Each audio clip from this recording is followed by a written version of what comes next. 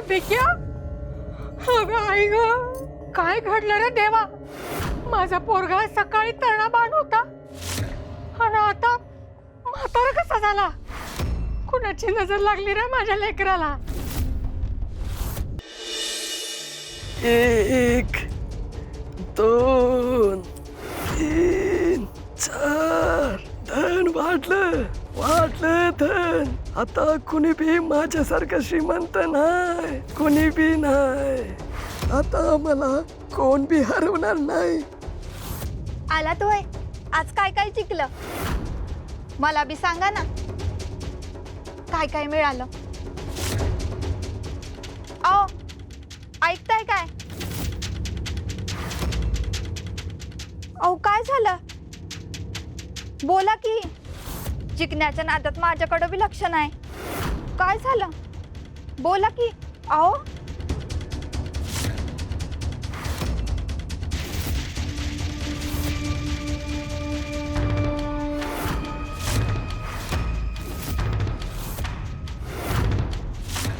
अगं बाई, अहो हे काय झालं तुम्हाला? अहो तुम्ही एका रात्रीत म्हातारे कसे झाले? आता माझं एवढं धन कुणाकडे बी नाही, कुणाकडे बी नाही. समद धन म्या जिंकलं. हे बघ, समद म्या जिंकलं. हे समद आपला हाय. आता म्या जिंकणार. आता मी जिंकत राहणार. मला कुणीच हरवू शकत नाही. अहो काय झालंय तुम्हाला? तुमची अवस्था कशी झाली? अहो काय होतंय? अहो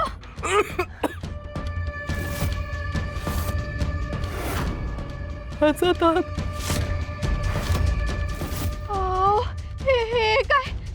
तुमचा दात? नाही, हे काय होत आहे? तुम्ही म्हातारे झालेत. मला काय बी कळत नाही. सासूबाई, सासूबाई, कोणीतरी या. माझ्या धान्याला काय झालं? कोणीतरी वाचवा.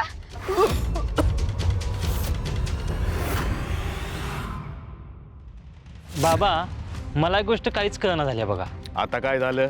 अहो आपला तो भिक्या, नशिबानं त्याच्या पत्रात एवढं धन टाकलं. अहो पण बघा ना, जसा जसा तो जिंकत गेला तसा तसा म्हातारा होत गेला. ह्यो कसला खेळ आहे बाबा? नशिबाचा खेळ आहे हो, नशिबाचा. नशीब एका हातानं जसं भरभरून देतं ना, तसं दुसऱ्या हातानं अलगत काढून बी घेतं. आता त्या भिक्याच्या डोळ्याला फकस्त धन दिसलं, पण त्या बदल्यात नशीब काय किंमत वसूल करल हे त्याला नाही दिसलं.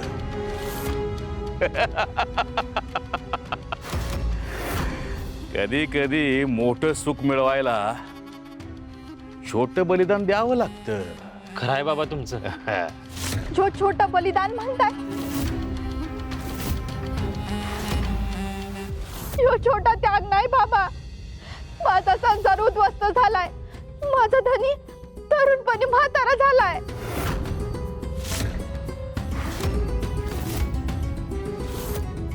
ए, तुम्ही काय तोंडवर बसला, चाल नाही का? ठीक आहे बाबा. हा बोल, काय झालं? बाबा, माझ्या धन्याला वाचवा. काय बी करा, पण त्यांना परत पहिल्यासारखं करा. ए बघ बाई, या बाबतीत माझ्या हातात काहीच नाही. कसं नाही? तुम्हीच त्यांना तो सारीपाट दिला ना. तुमच्यामुळेच हा प्रकार सुरू झालाय. खरं सांगा, तुमच्यामुळेच माझ्या धन्याची दशा झाली ना. ए बाई, जिभेलावर घाल. पुरावा नसताना माझ्यावर आरोप करू नगस. म्या त्याला आधीच सांगितलं होतं, नशीब जसं काय देतं तसं काढून बी घेतं. आता ऐकायचं का नाही हे त्याचा प्रश्न होता. बाबा, मी तुमच्या पाया पडते. मला काहीतरी उपाय सांगा. माझं सोनं घ्या, दागिनं घ्या, माझी जमीन बी घ्या, पण माझा नवरा मला परत द्या. धनीच नसेल तर धनाचं काय करू म्या?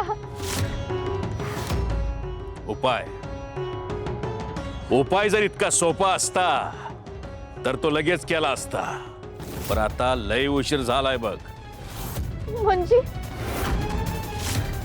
तुझ्या धन्यानं त्या मायावी सारीपाटाशी रक्ताचा करार केलाय.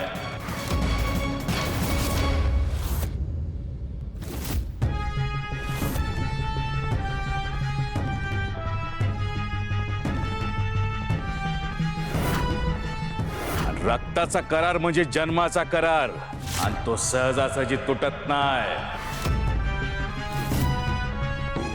म्हणजे माझं धान्य वाचणारच नाही का मग?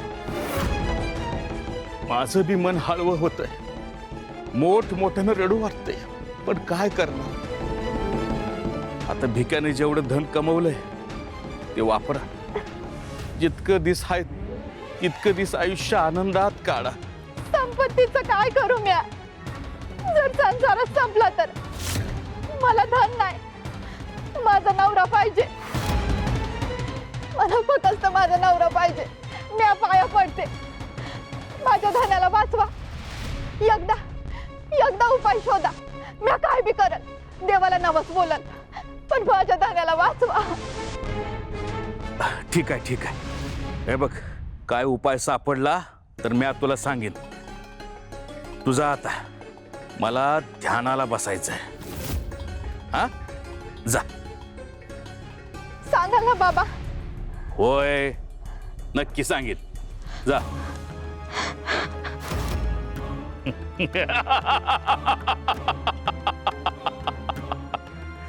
झाला, अखेरचा डाव बी जमला. आता भिक्या सारीपाटाच्या तावडीतून कधीच सुटणार नाही. भिक्या बी संपणार, आणि त्याच्या बरोबर त्याचं घर बी हळूहळू संपत जाणार.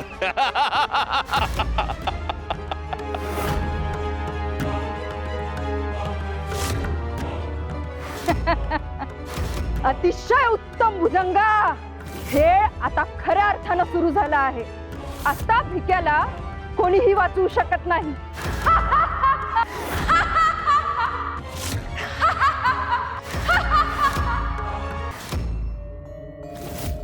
अरे भिक्या, अगं आई ग, काय घडलं रे देवा? माझा पोरगा सकाळी तळणाबाण होता, आणि आता म्हातारा कसा झाला? कुणाची नजर लागली रे माझ्या लेकराला? यो म्या नाही, यो मी नाही. हे माझे केस, यो माझा चेहरा. म्या म्हातारा नाही.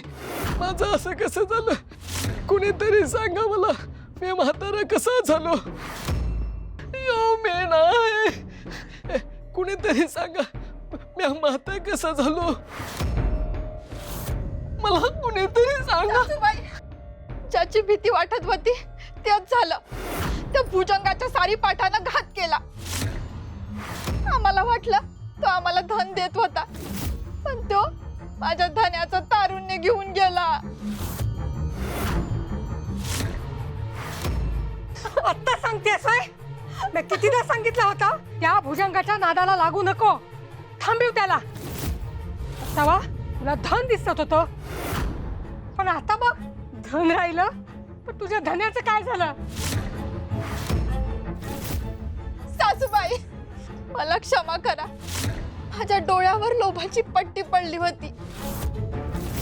मला वाटत होतं हे जिंकतायत तर समज ठीक आहे, पण जिंकताना ते काय हरवत होते ते कधी दिसलंच नाही. बस, आता रडून काय उपयोग? माझा पोरगा तर संपला, आता तू बी या घरात थांबू नकस. निघ निघ. तू जा का इथनं? अहो, मी कुठं जाऊ? जा जा इथून.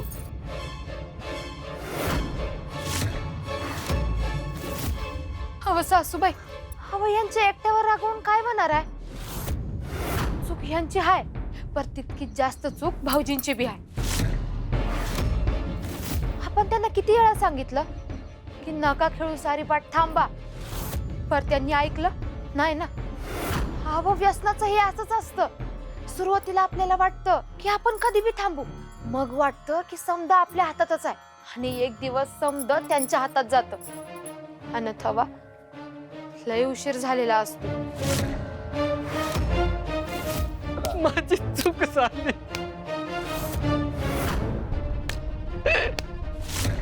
चाल, अहो थांबा की. मी कुणाचंच ऐकलो नाही. लोभामुळे माझे डोळे जागले, माझं आयुष्य संपलं. धनी, रडू नका. आपण काहीतरी उपाय शोधू. अगं पण परत माझ्या लेकराला परत कसं आणू?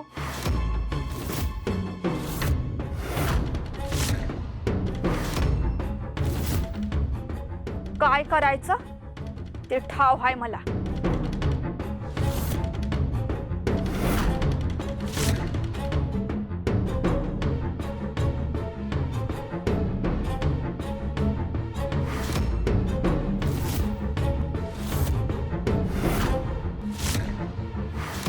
जितका माझा संसार उद्ध्वस्त केला तितकाच हिशोब घ्यायचा याच्याकडनं.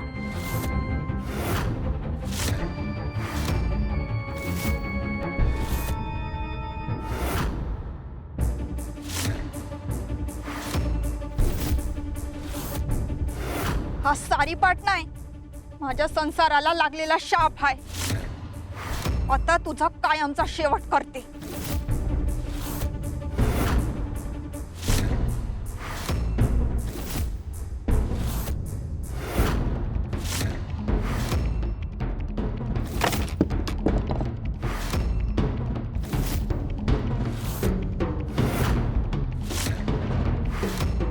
झालं, मोडलं समद. आता बघतेस कसं खेचतं माझ्या धन्याला. मूळच मोडलं तर व्यसन कसं राहणार. वय देव करो पोरी, आणि या संकटातून माझ्या लेकराची सुटका हवो.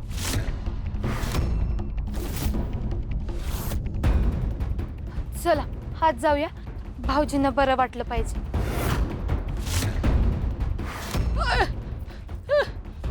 हो,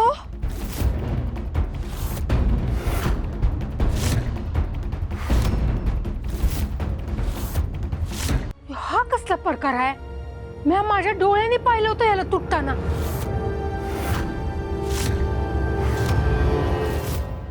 मला बी वाटलं आता संपलं, पर ह्यो परत इथं आला.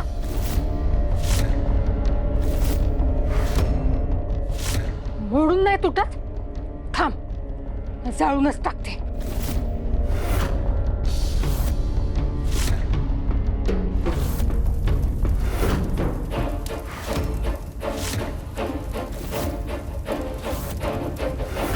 आता संपलं.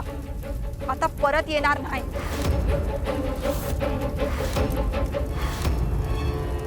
चला आता.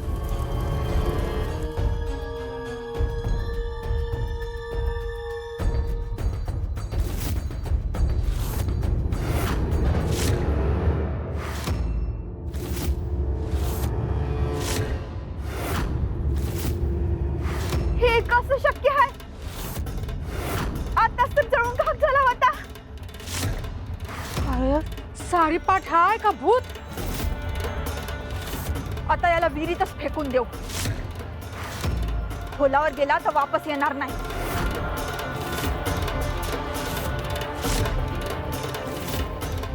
परत येणार नाही. जाऊ बाई थांबा, ह्यो साधा सारीपाट नाही.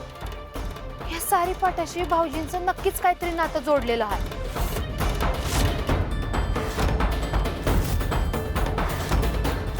उपाय जर इतका सोपा असता तर तो लगेच केला असता, पण आता लय उशीर झालाय बघ. म्हणजे तुझ्या धन्यानं त्या मायावी सारीपाटाशी रक्ताचा करार केलाय. रक्तबंधन. ते म्हणले होते यांनी रक्ताचा टिळा लावला तेव्हाच या सारीपाठाशी त्यांचं रक्तबंधन झालं. मग आता काय करायचं? माझ्या लेकराला कसं वाचवायचं यातून?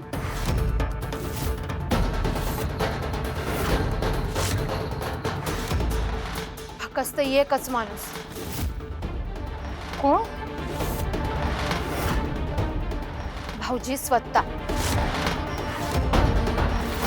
व्यसनात अडकलेल्या माणसाला ह्या जगात कुणी बी सोडवू शकत नाही. जोपर्यंत तो ठरवत नाही की मला हे व्यसन सोडायचं आहे, तोपर्यंत आपण कुणी बी काय बी करू शकत नाही.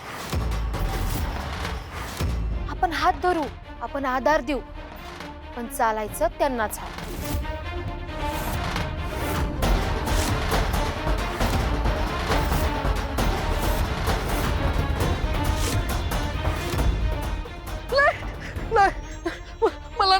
घ्यायचं नाही. आई मला बांध, माझा हात बांध, मला नाही घ्यायचं.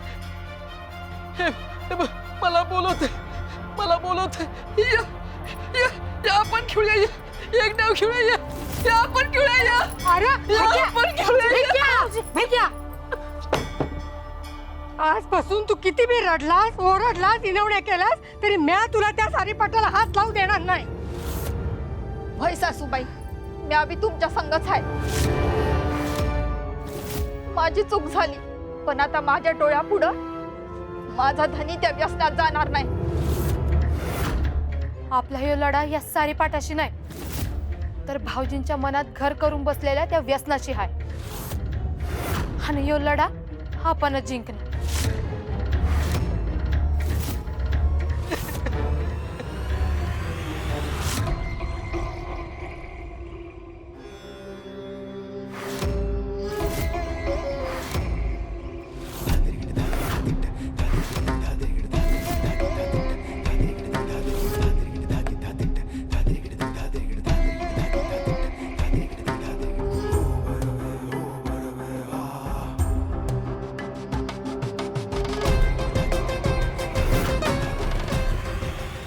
दैत्यगुरु, आपण इथे एकांतात काय करता आहात?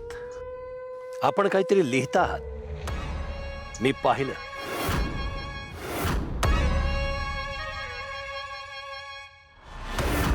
फार काही विशेष नाही महिषासुरा. प्रवासातल्या तपशिलाची नोंद करत होतो. कालांतराने त्याचं विस्मरण होतं, त्यापेक्षा ते लिहून ठेवलेलं बरं म्हणून. नाही, ते योग्यच आहे दैत्यगुरु, पण माझी चाहूल लागल्यानंतर ते त्वरेनं लपवण्याची आवश्यकता काय होती? तसं काही विशेष नाही महिषासुरा. लेखन अपूर्ण असताना ते ज्ञात करून देणं योग्य नाही. दैत्यगुरु, गौतमी नदीचा पवित्र परिसर अजून किती अंतरावर आहे? आपण जवळच आहोत. सूर्यास्तापर्यंत आपण त्या स्थानी पोहोचू, पण ते स्थान सामान्य नाही. त्यामुळे आपल्याला सावधगिरीनंच पुढे जावं लागेल. दैत्यगुरु, मग विलंब कशाला? आपण त्वरेनं तिथे जाऊया, त्या कुंडातून ते अमृत प्राप्त करूया. म्हणजे मला त्वरेने असुरकेला जीवित करता येईल आणि असुर कुळाचा उद्धारही साधता येईल. उतावळेपणा हा पराभवाचा मार्ग आहे, विजयाचा नाही. आणि अंतिम ध्येय जवळ आलेलं असताना प्रत्येक पाऊल जपूनच टाकावं लागतं. आपलं म्हणणं योग्य आहे दैत्यगुरु. प्रवासाची सिद्धता कर, आम्ही काही क्षणात येतो.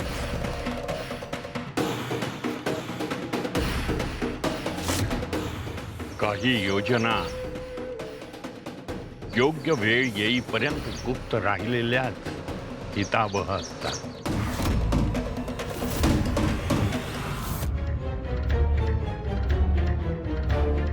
वंचिका, वंचिका,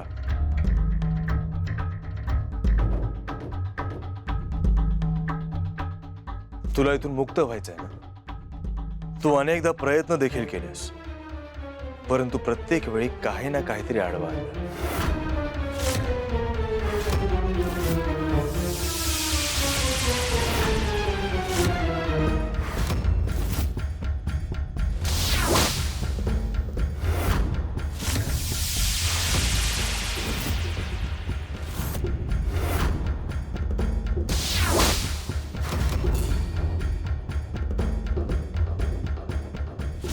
तुझी जर इच्छा असेल तर आम्ही तुला इथून मुक्त करू शकतो. खरंच? होय, कारण आता आमची इथून निघण्याची वेळ आली आहे. आम्ही इथे आलो होतो स्वतःच्या विचारांशी एकांत साधण्यासाठी आलेला एक पती म्हणून, परंतु आज तुळजाचं सत्य समजल्यानंतर आमचा प्रवासच बदलला आहे. आता आमच्या समोर एक नवीन उत्तरदायित्व आहे. कोणतं उत्तरदायित्व? आम्ही तुळजाला भेटतो, त्यांच्याशी बोलून गैरसमज दूर करण्याचा प्रयत्न करतो. ह्या क्षणी त्याचा उपयोग होणार नाही. तुळजा आमचाच अंश. तिच्या अंतःकरणात किती वादळं उसळत आहेत याची जाणीव आम्हाला आहे. म्हणूनच आम्ही तुम्हाला वारंवार संकेत देत होतो की या विवाहात अडथळे येणार आहेत. मग आम्हाला स्पष्ट का नाही सांगितलं आदिशक्ती? आम्ही तुम्हाला भेटायला आलो तेव्हा तुम्ही इथे नव्हता, केवळ मूळमाया होती. त्यावेळी केवळ सत्याचे संकेत देणंच आवश्यक होतं, संपूर्ण सत्य प्रकट करणे नव्हे. कारण आमच्या योजनेतील पुढचा टप्पा त्यावरच अवलंबून होता. जर तुम्ही तेव्हा सर्व जाणलं असतं तर पुढे जे घडणार आहे ते कधीच घडलं नसतं. असं काय घडणार आहे? तुळजावर अत्यंत मोठं उत्तरदायित्व येणार आहे. परंतु विष्णू आणि लक्ष्मीने सहहेतूने केलेल्या हस्तक्षेपामुळे त्या कार्यात अडथळा निर्माण झाला. आता केवळ तुम्हीच आम्हाला ह्या कार्यात सहाय्य करू शकता.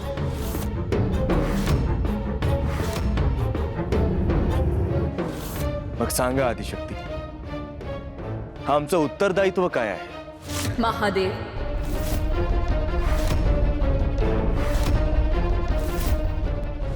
मग तुमचं उत्तरदायित्व काय?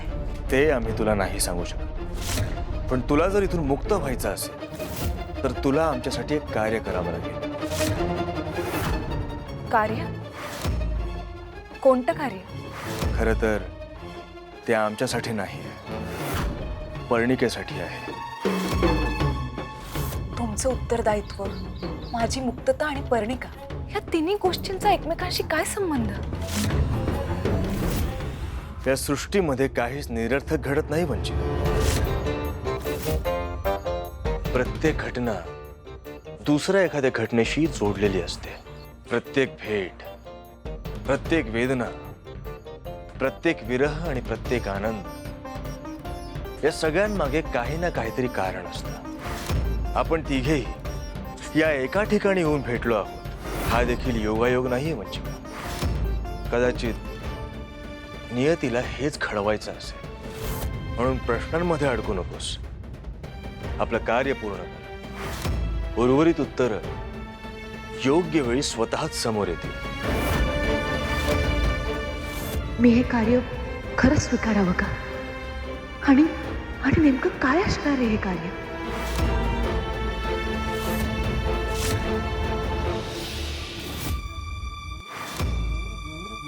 अरे सोडा ना कुणीतरी मला. ए सोडा मला, कोणी आहे का? अगं एक डाव खेळ काय बिघडणार आहे? अगं सोड मला, फक्त ते एक डाव खेळू द्या मला. फक्त ते एक डाव. नाही, मला नाही खेळायचं. पण खेळल्यावर काय होणार आहे? फक्त एक तर डाव खेळणार आहे. ए सुरेखा, ए सुरेखा, मला सोड. काय झालं? कशा पायी ओरडताय? अगं सोड ना मला. हे बघ, हात दुखतायत माझे, अंग दुखते. जरा बाहेर जाऊन येतो, पाय मोकळे करतो आणि गावकऱ्यांना भेटतो आणि लगेच येतो. नाही, सासूबाईंनी बजावलंय, तुम्हाला सोडायचं नाही. अगं मी कुठं पळून जाणार आहे का? विश्वास ठेव माझ्यावर. नाही, विश्वासच ठेवला होता, तेव्हाच तर हे दिस बघायला लागला. सुरेखा, तुझ्या समोर हात जोडतो, फक्त ते एकदा खेळू दे. शेवट, परत हात नाही लावणार. माझा सबूत आहे सुरेखा. अहो हेच तर रोज म्हणत होता तुम्ही, फक्त एक डाव, फक्त एक डाव. आणि तो एक डावच जीवावर बेतला. म्हणजे तू ऐकणार नाहीस? आई, आई, काय झालं? अगं आई मला सोड ना. हे तुझा पोरगा आहे ना ग, मग मला एवढी मोठी शिक्षा का?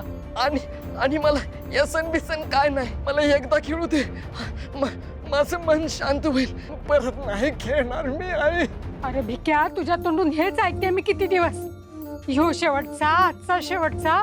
पण तो शेवट कधी आलाच नाही. आई विश्वास ठेव, मी शब्द देतो, हे शेवटचा आहे. आई नाही, आता माझा तुझ्या शब्दावर नाही, तुझ्या भल्यावर विश्वास ठेवणार. आई घुसमटतोय ग मी, डोकं पुढते. आई मला समजत नाही मला काय होते. आई सोड ना ग मला. सासूबाई तुम्ही आज चला. अगं पण सासूबाई इथं अजिबात थांबू नका. ते जे बोलताय ते त्यांचं मन नाही तर त्यांच्या आतलं व्यसन बोलते. तुम्ही चला जाऊ बाई. अगं सोड गं आई. आई सोड. मला सोडून जा. मला एकट्याला सोडून जा. मला माझी पर्वा नाही आहे. ते आई, अगं तू आई म्हणतेस ना आणि पोरग्याला असं वागवतेस. ए सुरेखा, अगं मी तुझा नवरा आहे ना ग. ए वहिने वहिने, अगं हे समजा तुझ्यामुळे झालंय. देवी हे पाहवत नाही. मला नाही खेळायचं. मला नाही खेळायचं. एका मनुष्याची अशी अवस्था, स्वतःच्या डोळ्यासमोर स्वतःच नष्ट होतो.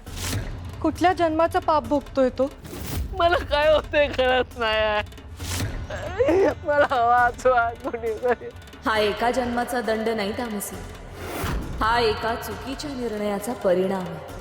व्यसनाची सुरुवात कधीही मोठी नसते, ती नेहमी एका छोट्याशा मोहाने सुरू होते. माणूस म्हणतो केवळ एकदाच, परंतु त्याला कळत नाही त्या एका क्षणात तो स्वतःच्या स्वातंत्र्याचा त्याग करत असतो.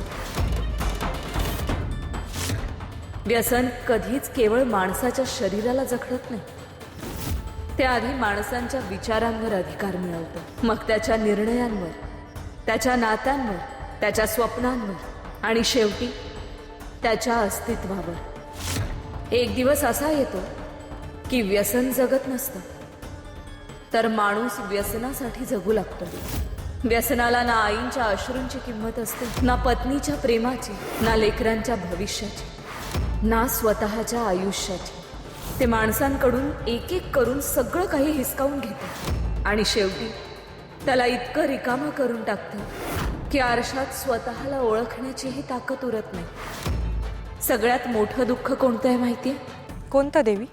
व्यसनाधीन माणसाला स्वतःची चूक कळतच नाही. तो बदलायची इच्छा देखील बाळगतो, परंतु त्या व्यसनांच्या बेड्या त्याच्या इच्छेपेक्षा देखील जास्त मजबूत झालेल्या असतात. म्हणूनच हा संघर्ष बाहेरच्या जगाशी नसतो, तर तो स्वतःच्याच मनाशी असतो.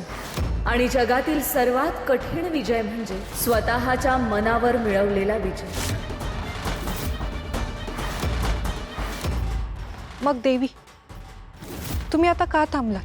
तुम्ही गेलात तर त्याचा हा त्रास संपेल. त्याला या वेदनेतून मुक्त करा देवी. नाही, प्रत्येक दुःखावर देवाने तात्काळ उपाय केला तर माणूस कधीच शिकणार नाही. व्यसनातून मुक्ती ही कोणाच्याही कृपेने मिळत नाही, तर ती मिळते निर्धाराने. हे अग्निदिव्य भिग्यालाच पार पाडावं लागेल. त्याने स्वतःच्या मनाला सांगितलं पाहिजे की मला मुक्त व्हायचं. त्या क्षणापासूनच त्याची खरी सुटका सुरू होईल. आम्ही त्याच्या सोबत आहोत, त्याच्यावर लक्ष ठेवून आहोत, परंतु हे पहिलं पाऊल त्यालाच उचलावं लागेल. जेव्हा तो स्वतः व्यसनांना नकार देईल तेव्हा त्याच्या प्रत्येक पावलामागे आमची शक्ती उभी असेल.